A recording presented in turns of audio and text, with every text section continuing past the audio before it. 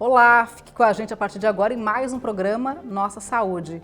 Pesquisas apontam um aumento no consumo de álcool e de outras drogas durante a pandemia.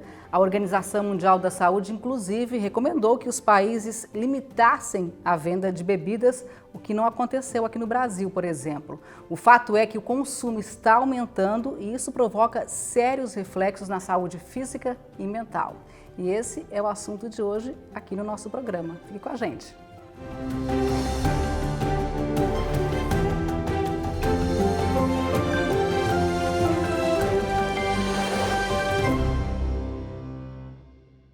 E a nossa entrevistada é a doutora Daniela Ribeiro Schneider, psicóloga, professora da Universidade Federal de Santa Catarina e pós-doutorada em Ciência da Prevenção.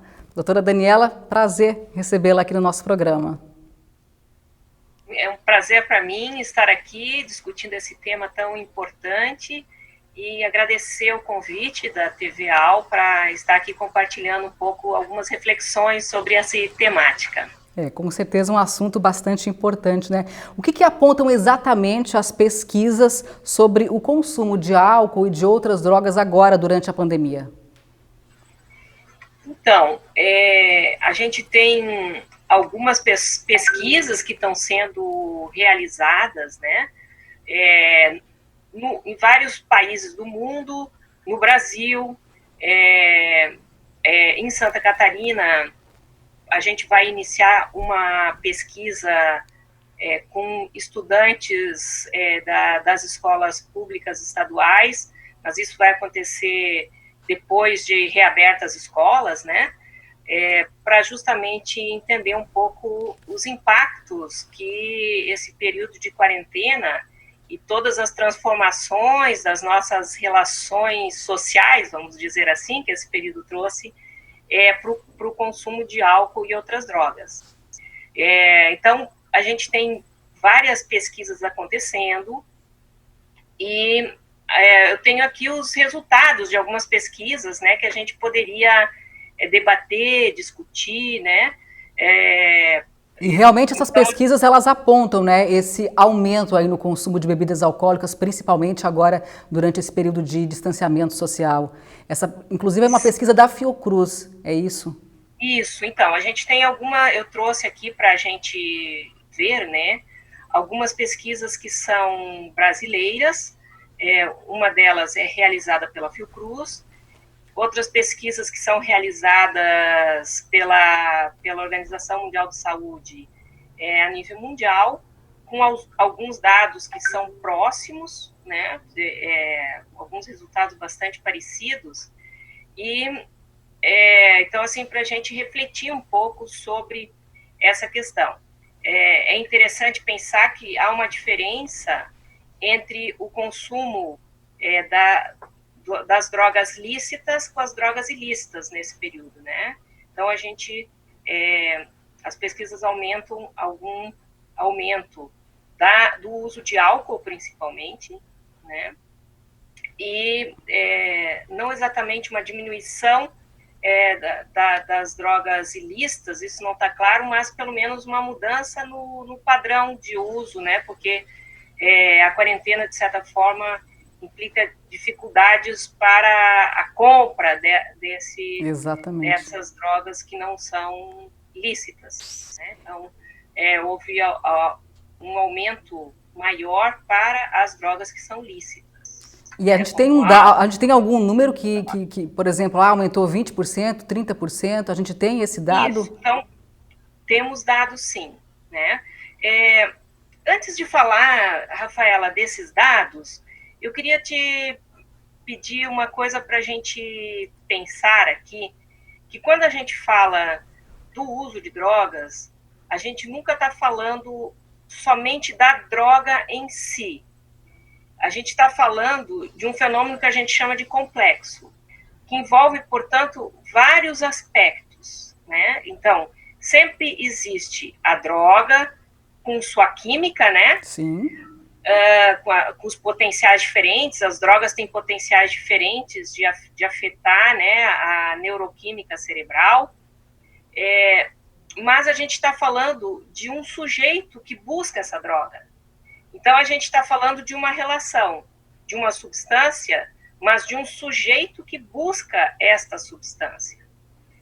E o que é importante é entender que este sujeito que busca esta substância, ele não faz isso de forma isolada, ele faz isso sempre em contextos. Contextos que são socioculturais, que são familiares, que são comunitários.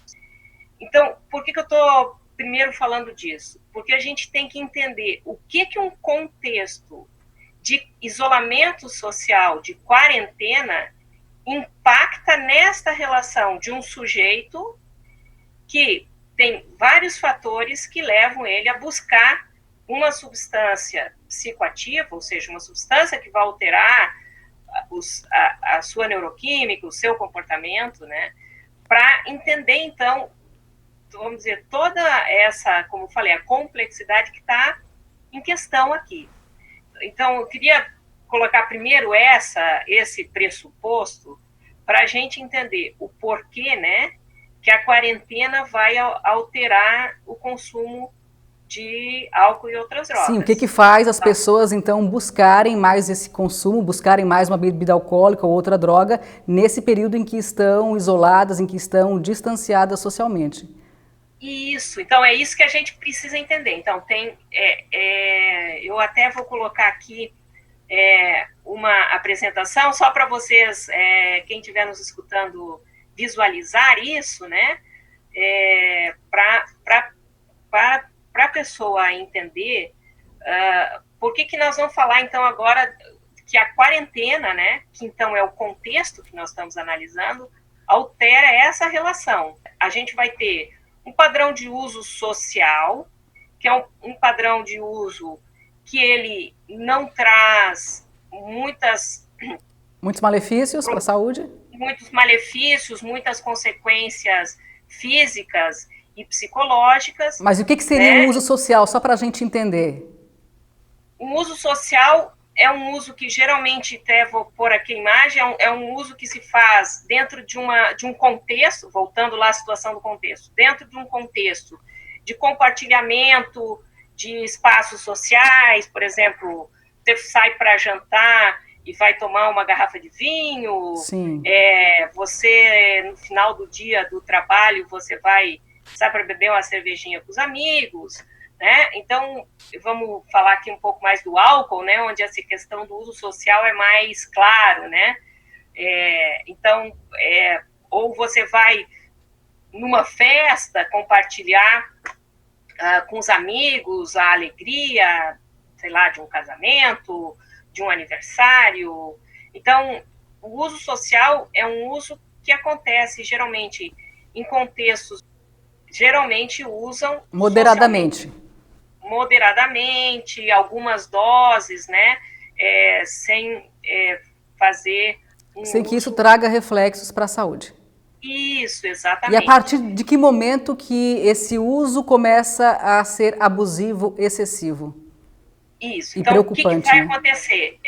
Isso vai implicar um aumento da quantidade que eu consumo, eu passo a consumir quantidades maiores para obter o mesmo efeito que eu obtinha antes. Então, eu vou precisar beber mais. Vamos centrar no álcool, que eu acho que fica mais claro de explicar, tá? Sim. Então, eu vou precisar usar mais doses de álcool. E aí, eu já começo, quando isso começa a acontecer, a ter alguns impactos emocionais, alguns impactos sociais. Mas o uso abusivo, veja, ele ainda não é o uso aquele em que a vida da pessoa passa a gerar em função da substância. Mas começa por aí. A substância está ali, ela já está produzindo algum tipo de prejuízo, muitas vezes algum prejuízo físico, muitas vezes um prejuízo social, mas a pessoa ainda não tem a sua vida centrada neste uso. Então, por exemplo, aqui é muito comum acontecer o que a gente chama de binge drinking, que é o nosso porre, vamos dizer assim. Então, nós brasileiros temos um padrão comum de binge drink, que é, por exemplo, você vai fazer um churrasco de fim de semana, aí você bebe muito, muito, né? Muita cerveja, caipirinhas e não sei o quê, ou seja, você consome muitas doses, mais de 5 doses numa mesma ocasião. Isso é um padrão que é abusivo, porque ele impacta o organismo, né? Mas você faz isso no fim de semana, você não faz todo dia. Na segunda-feira você vai trabalhar e toca a vida, né? Então, isso é um uso abusivo, certo? E aí, nós temos, então, realmente o uso que é o uso problemático, o uso da pessoa que ela extrapola esse abuso e isso passa a trazer realmente um prejuízo significativo para a sua vida. Ou seja, a pessoa passa a girar a sua vida em função deste uso. A pessoa começa a perder trabalho, não consegue, ou se é estudante não consegue ir para a aula, começa a dilacerar um pouco os laços sociais, as relações, porque tem aquele padrão que se repete, né? Então, é bem importante a gente entender essas diferenças de padrão e essa pirâmide mostra um pouco que a gente tem muito mais gente que faz uso social, menos gente que faz uso abusivo, mas ainda é um número maior, e poucas pessoas que chegam ao uso dependente. Então, é importante a gente falar um pouco dessas diferenças para que a gente entenda o que mudou no padrão com a pandemia, né? Então, a pandemia vai alterar o quê? O contexto. Ao alterar o contexto, vai alterar a condição da relação do sujeito com a droga, né? E vai alterar também a própria condição, vamos chamar assim, psicossocial ou emocional deste sujeito. Então, olha só, o que a gente tem aqui? A gente tem, na pandemia, uma série de questões que são emocionais e psicossociais que afetam esses sujeitos. Passa a aparecer medo, luto, aumenta a ansiedade, o isolamento social, uma série de coisas que alteram a situação das pessoas. Tá? Então, o que a gente tem da pesquisa da Fiocruz brasileira? Tá?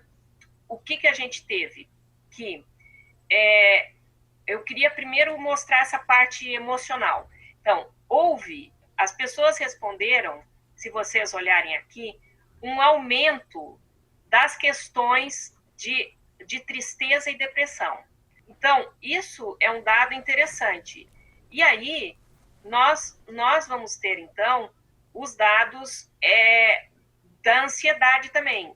Vejam o aumento da ansiedade. A ansiedade é a relação com o futuro, a ameaça de futuro. As pessoas começaram a se sentir as incertezas, mais ansiosas. Né? Veja como aumenta a ansiedade. 41% das pessoas se sentiram mais ansiosas do que antes, porque, de certa forma, tem uma ameaça aí. Uma ameaça para o meu trabalho, que eu não sei se continua ou não, muita gente perdeu o emprego, tem gente que está fechando estabelecimentos, ou seja, há de certa forma, um clima de ameaça. Então, estamos marcando o quê? Uma alteração daquele tripé da experiência que os sujeitos têm tido frente a esse contexto, de maior vulnerabilidade psicossocial. Tá? Então, o que nós temos de dados, né? De aumento de bebida alcoólica? Veja só, houve proporção de pessoas que relataram um aumento do consumo de bebida alcoólica durante a pandemia. Estou mostrando esses dados para a gente entender o que é que mudou. Mudou a condição da pessoa experimentar esse contexto. As pessoas se sentiram mais tristes, mais deprimidas, com mais medo, com mais ansiedade. E as pessoas que responderam que muitas vezes ou sempre tiveram esses sentimentos foram as pessoas que mais consumiram. Então, aqui nós estamos discutindo uma coisa muito importante, que é o que a gente chama da função do álcool na vida da pessoa.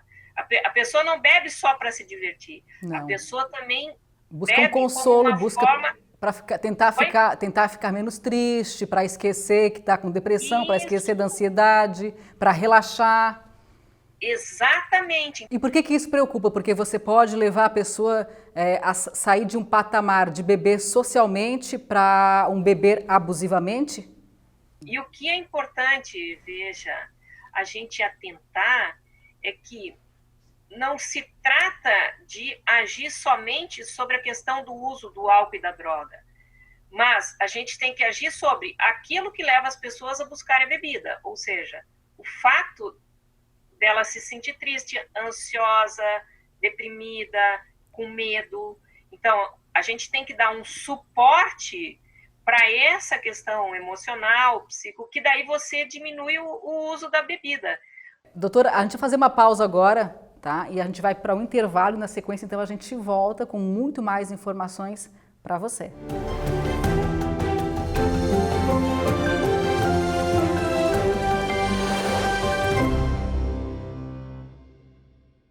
Estamos de volta com o Nossa Saúde e a gente continua o nosso bate-papo aqui com a doutora Daniela Schneider, que é psicóloga. A gente está falando aí sobre o aumento no consumo de álcool e de drogas aí durante a pandemia. Doutora, no primeiro bloco a gente deu dados mostrando aí realmente esse aumento no consumo de bebidas alcoólicas, principalmente, foram dados de uma pesquisa feita pela Fiocruz, com pessoas que estão em casa. Agora a gente tem um outro problema tão grande quanto que são, ou até maior, né, que é o aumento do consumo de álcool dentro de uma população em vulnerabilidade social. Aí aumenta a preocupação, certo?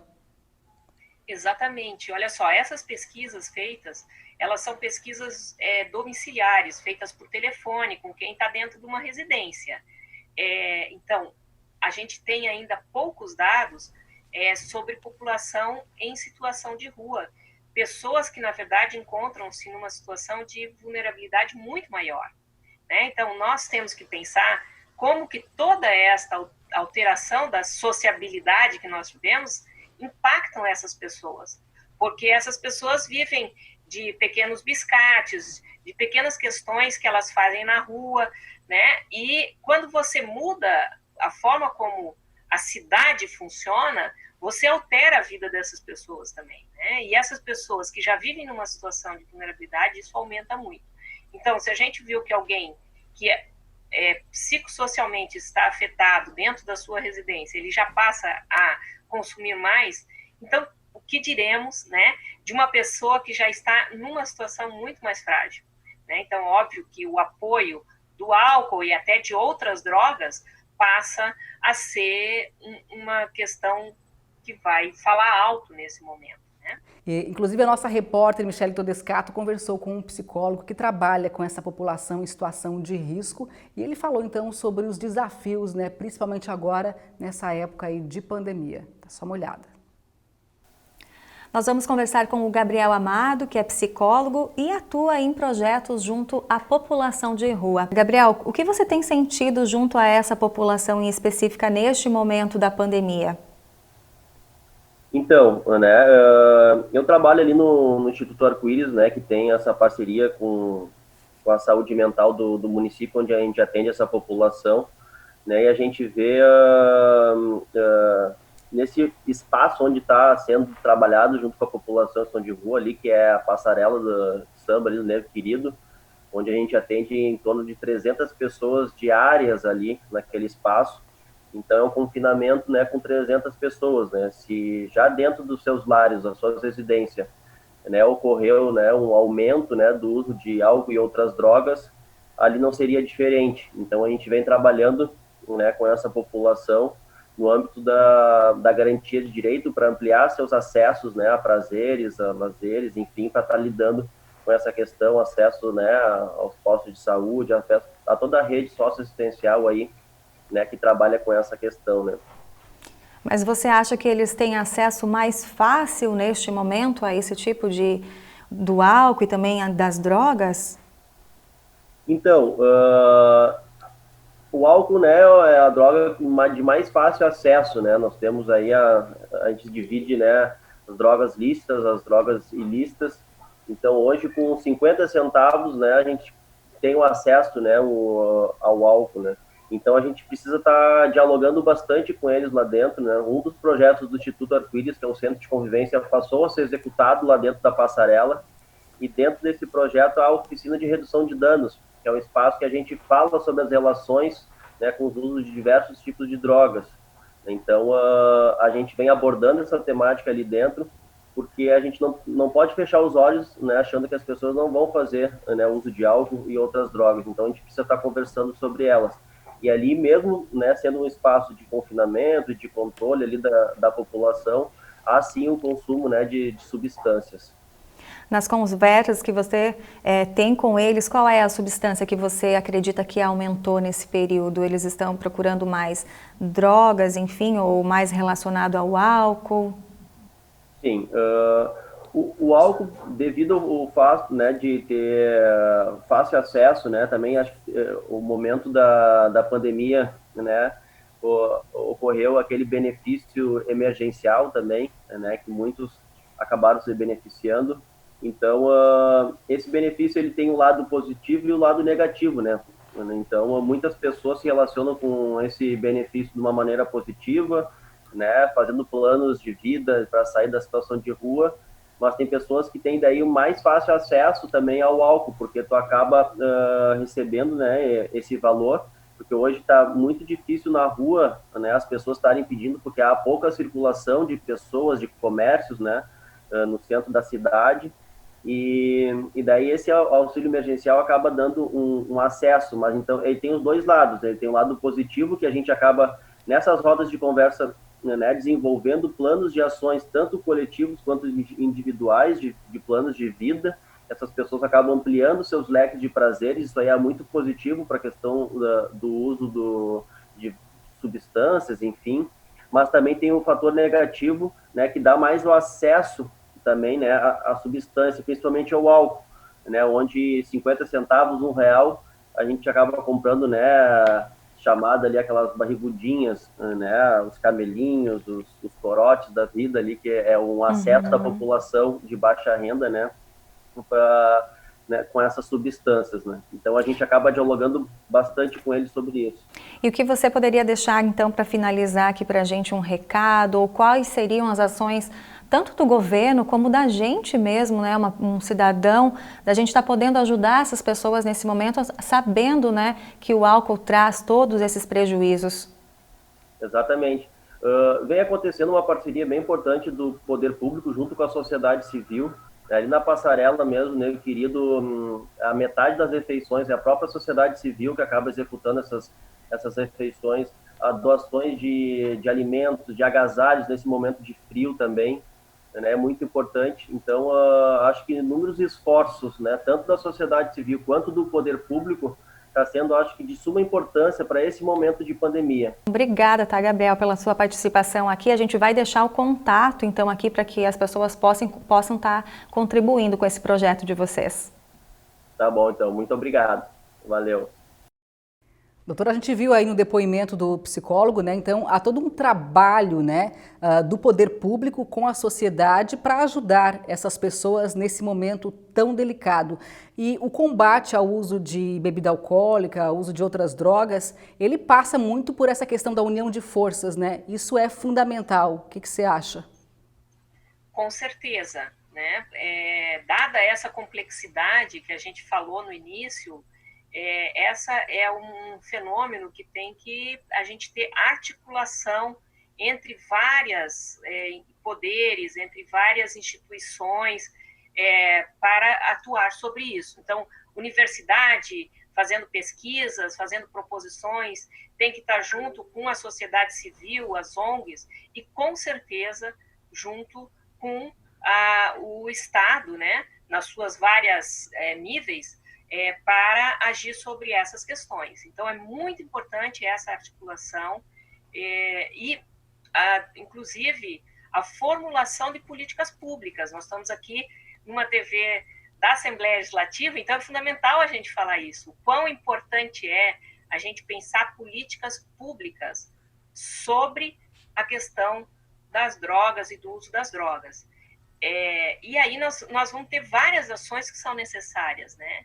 Uma delas, veja, são ações voltadas para a indústria, para a propaganda, porque também a gente sabe que a gente tem o grande exemplo do tabaco, né? Que quando proibiu-se a propaganda, a gente teve uma diminuição significativa do uso do tabaco no Brasil. Então, eu acho que isso é um desafio para nós fazermos com álcool, né? Está na hora, veja, da gente fazer uma política que proíba a associação, por exemplo, de álcool e esportes, né? De álcool patrocinando questões de esporte, de cultura, né? Então, a gente tem, querendo ou não, que fazer uma ação para que diminua um pouco a oferta. Mas também a gente tem que atuar em outras frentes. A gente tem que entrar com ações de prevenção nas escolas. Na família também, a família também é um ator importante. Na comunidade, né? Muito importante, veja, a gente envolver as comunidades, porque a vida se dá nas comunidades. Então, a gente tem que envolver as famílias, as comunidades, para elas ajudarem junto a pensar essa questão, problematizar essa questão e junto agir. Qual é o papel da família nisso tudo, né? Qual é a importância da família estar, por exemplo, percebendo os seus jovens, os seus adolescentes, para evitar que eles realmente entrem por esse caminho das drogas hoje tão acessíveis? Só, a família é fundamental, isso todos nós sabemos, né?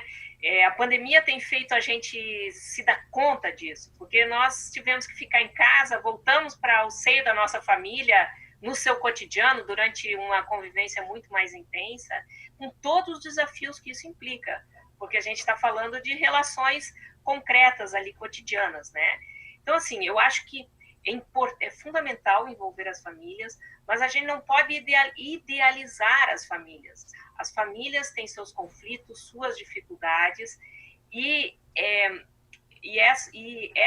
esses conflitos, essas dificuldades estão na base também desse sofrimento que muitas vezes chega ao álcool e à droga. Então, na verdade, veja, é fazer com que a dinâmica familiar seja trabalhada.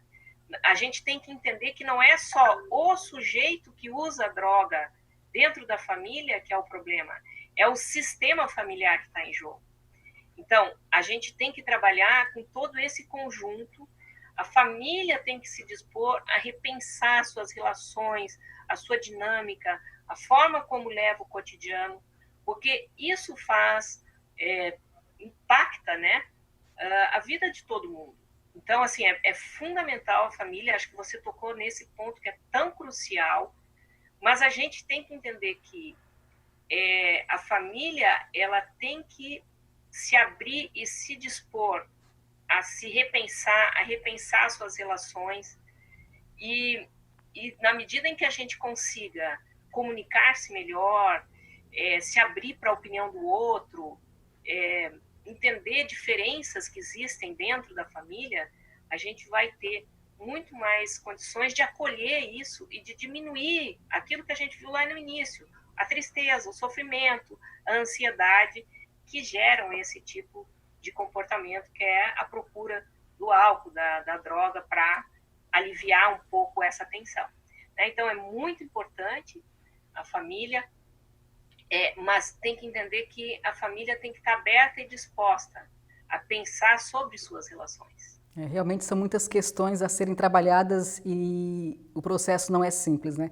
Infelizmente, o nosso tempo está encerrando, doutora, e eu gostaria que você deixasse aí uma mensagem, então, né, para quem está nos assistindo. Eu queria agradecer, né, a TVAL aqui e dizer assim que a gente entendendo, né, a função que a droga ocupa na vida da pessoa e um familiar que esteja com alguém de problema, tentando entender esse lado, não só reprimindo, mas buscando uma atitude de compreensão, a gente vai minimizar aquela ansiedade, aquele medo, todas aquelas questões, e vamos dar muito mais acolhimento para essas pessoas poderem sair dessa rota de colisão que muitas vezes ela entra. Então, eu acho que agora, nesse momento, para mim, a grande palavra da pandemia que a gente tem aprendido na prática cotidiana é solidariedade. A gente tem que ser solidário, a gente tem que ter compreensão com o outro, comunicação aberta com o outro. Isso muda a condição das pessoas que têm problemas, seja com álcool, com droga e outros, né? Então, é isso. Vamos estar juntos e aprender a estar juntos uns com os outros. E certamente a solidariedade faz toda a diferença em qualquer situação. Doutora, muitíssimo obrigada pela sua entrevista, pela sua participação aqui no nosso programa. Eu que agradeço. Muito obrigada a vocês. Até uma próxima, um bom trabalho e sucesso aí. Tá joia, até mais. Até mais. E assim então a gente vai encerrando o programa Nossa Saúde de hoje. A você, muito obrigada pela audiência e até uma próxima.